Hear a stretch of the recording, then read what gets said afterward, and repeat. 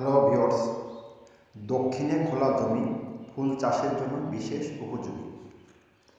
দোআঁশ মাটি ও বেলে মাটি চন্দ্রমল্লিকা ফুলের জন্য বিশেষ উপযোগী।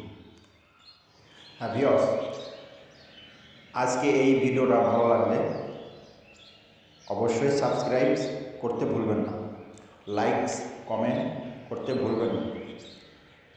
জমিতে লাঙল দেওয়া বা কোপানোর সময় জমিতে পরিমাণ মতো পচা সার, পচা গোবর সার, সুপার ফসফেট সার প্রয়োগ করে জমিতে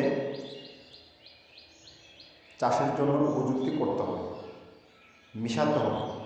জমিকে উত্তমরূপে কর্ষণ করে মাটি ঝুরঝুর করে ও নরম করিয়া 1 ফুট বা 30 সেন্টিমিটার দূরে দূরে ফুল গাছের চারা লাগাতে হবে।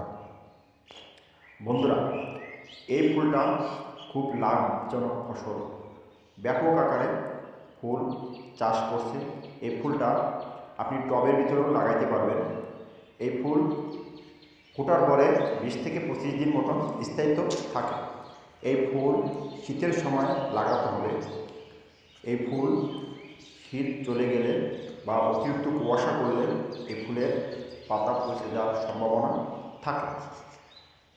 বন্ধুরা, চ্যানেলটি ভালো লাগবে, ভিডিওটি ভালো লাগবে, অবশ্যই সাবস্ক্রাইব করবেন। ধন্যবাদ।